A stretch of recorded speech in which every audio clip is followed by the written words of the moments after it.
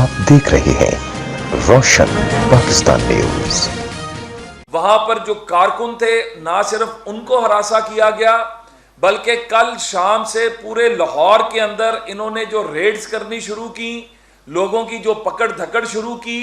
اس وقت جب ہم آپ سے بات کر رہے ہیں تمام جو مسلم لیگ کے اہم عہدیدار، M P As, M N As, chairman, ان کے ڈیروں کے اوپر یہ پولیس موجود ہے اور وہاں پر چھاپے مارے جا رہے ہیں، گرفتاریاں کی جا رہی ہیں۔ میرا سوال آج پاکستانی قوم سے یہ ہے، میرا سوال آج تمام وہ ادارے جو اس ملک میں آئین اور قانون کی بالادستی کی بات کرتے ہیں، ان سے میرا سوال یہ ہے کہ کیا پاکستان کی عوام اس لیے ٹیکس دیتی ہے کہ آپ ایک جماعت کے ارکان کو، آپ یہ جو متحدہ اپوزیشن کے ارکان ہیں، ان کو، پاکستانیوں کو ان کے جائز مطالبے کے لیے احتجاج کرنے سے بھی روک سکیں؟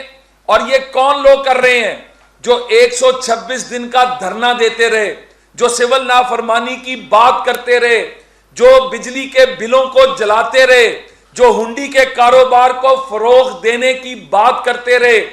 یہ بے شرم لوگ آج یہاں پر میڈیا کے اوپر پابندیاں لگا رہے ہیں، یہ میڈیا کے لیے عدالتیں بنانے کی بات کر رہے ہیں، یہاں پر یہ جو کوڈ آف کنڈکٹ کی بات کرتے ہیں، کس آئین اور قانون کے تحت؟ یہاں پر پاکستان میں ماضی میں بھی قربانیاں دی گئیں اس ملک کے آئین کی بالادستی کے لیے، اس ملک میں قانون کی حکمرانی کے لیے۔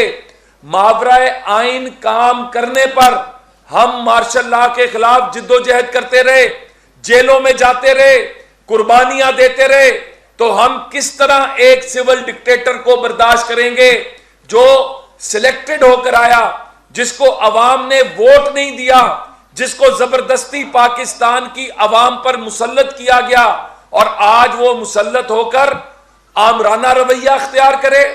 فرد واحد کے فیصلے نہ ماضی میں ہم نے امپلیمنٹ ہونے دیے، نہ آج ہونے دیں گے۔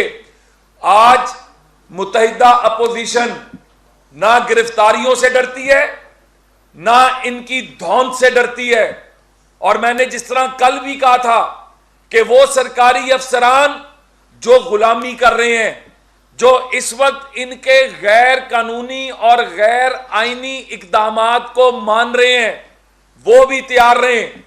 ہم نے لسٹیں بنانی شروع کر دی ہیں اور وقت ایک جیسا نہیں رہتا، یہ میں بہت کھلی بات کروں گا، وقت ایک جیسا نہیں رہتا، اور کل ہمارا ہاتھ ہوگا اور تمہارے گریبان ہوں گے، اور معافی نہیں ملے گی۔ جو کچھ ہمارے کارکنوں کے ساتھ ظالمانہ سلوک کیا جا رہا ہے، جس طرح ہمارے لوگوں کو پکڑ کر ہراساں کیا جا رہا ہے، تو یہ سوچ لو کہ کل یہ تمہارے ساتھ بھی ہوگا۔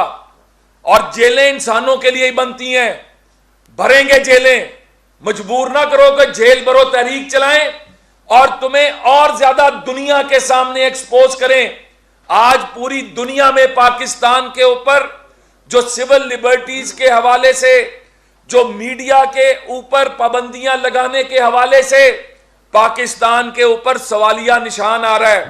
ہیومن رائٹس وائلیشن کے اندر پاکستان کا انڈیکس کس طرف سے کس طرف جا رہا ہے۔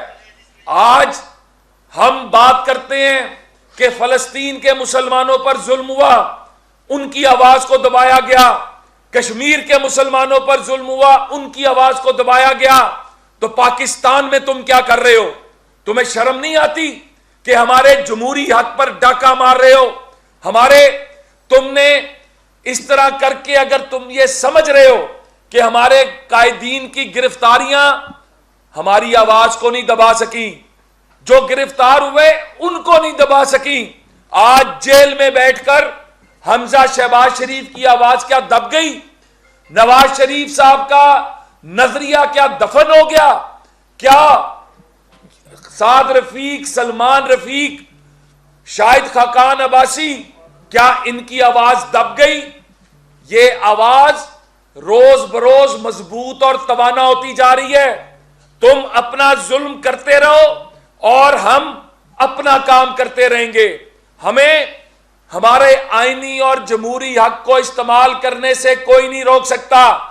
اور شام 5 بجے تمہاری تمام تر ظالمانہ کارروائیوں کے باوجود لاہور نکلے گا. لاہور تیار بیٹھا ہے. لاہور کے شیر دل لوگ نکلنے کو تیار بیٹھے ہیں.